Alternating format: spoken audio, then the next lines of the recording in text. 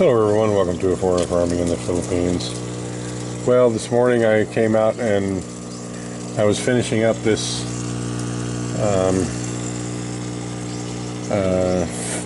filter slash aquarium habitat for Azolla. Basically what I wanted to make here was a large sediment filter with some Azolla on top, keeping the Azolla separate from the fish. I was going to do this experiment 3 different ways. I am doing it. No fish in this aquarium, just the Azolla. The Azolla with the fish in this aquarium. They're eating the crap out of it. They seem to think that's pretty delicious stuff. And then I was going to put some Azolla in this and just run water into it and then have it go back into the tank. But of course, this is such a cheap made piece of crap that it won't hold water like this. The cap won't seal, it just leaks. So I don't know, I guess I'll get that break out the epoxy and epoxy this lid on there so it doesn't leak, and we'll try from there. I wanted to show you why I wanted to make a larger sediment filter. Get a little demonstration here. This is the filter that I used. This has the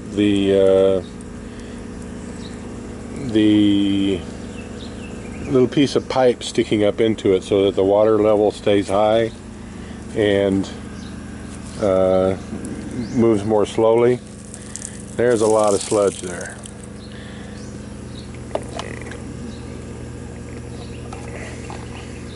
Almost this whole thing is full of sludge.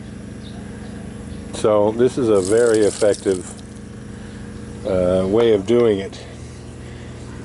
My thought was to just make a sediment sludge bin. I don't know how else to put it. 100 times bigger than this by using that, and give a lot more opportunity for the sludge to settle, because there'd be much less water movement. But of course, with the cheap stuff I'm forced to use here, I've got to, everything that I do seems like I've got to tweak it somehow to get it to work, because you just cannot find something adequately built or readily available that you can use here. So I'll have to find the epoxy, seal that lid shut, and we'll continue on. Alright, well, it wasn't easy, but there it is. I've got some Azolla in it. I've added some PVC to this outlet on the pump here so that the water will come in at the bottom, and it has to go up to go out. So hopefully the heavier particles will settle before it drains. I've got Azolla in this one as well. I can tell already these little fry love it. When I quit messing around in here, they get after those roots. Still getting lots of oxygenation. So we'll see how it goes. I'll check back daily and see what we've got here.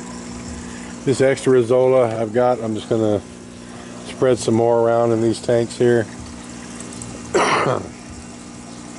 I filled this one about 80% just so I could see if it was actually going to grow or not. I can't see in the top of that one, so I don't know how much I put in it. And if it's still there in 2 weeks, then we know it'll at least survive.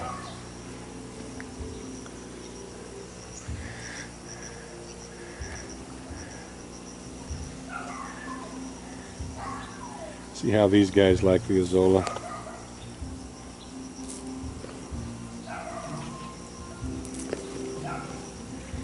Those guys like it.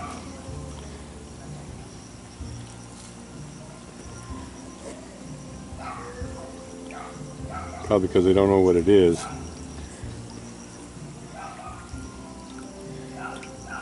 The large fingerlings don't seem to care for it much.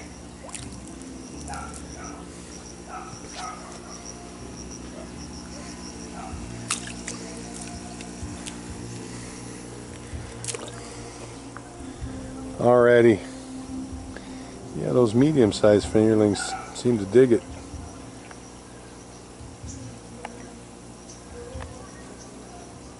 Maybe because they're just hungry.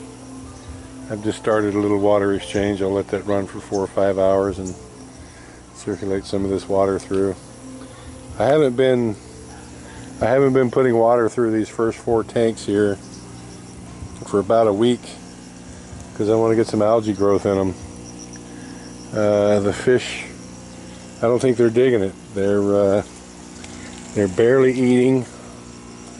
They just don't seem, you know, they don't come up and hit the feed when it gets in the water. Oh dang it, that net fell down in there. I've got to, well, I ain't gonna mess with it today. I'm already give out just from the little bit I've done.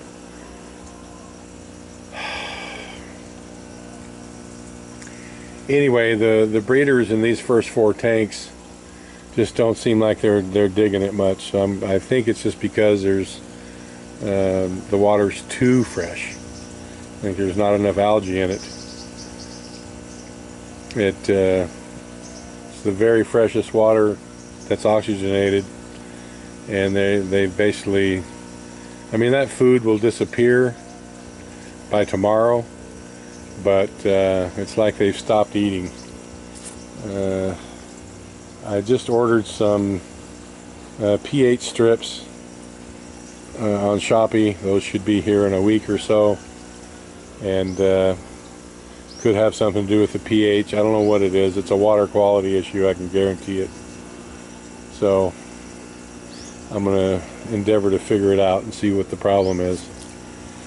If they're not eating, then they're not laying eggs. So I need to get that fixed. I didn't epoxy the bottom of this. I found this, who knows how well it's working. When I set it up before, it wasn't leaking. So it's just sponge packing. I really didn't want to epoxy that lid shut because I would like at some point to be able to remove it and take the sludge out. Use some of that packing right there. I think it does still leak a little bit right there. Look, if this big sediment filter works, then I'll get the epoxy out. I'll seal up that little drip right there. I could have got you know, a big 5-gallon container like that black one. I could have gotten blue, could have gotten yellow, but I wanted to get this clear one so that I could easily see, and then so you guys could see as well what was going on in here. Yeah, those little fry like that Azolla.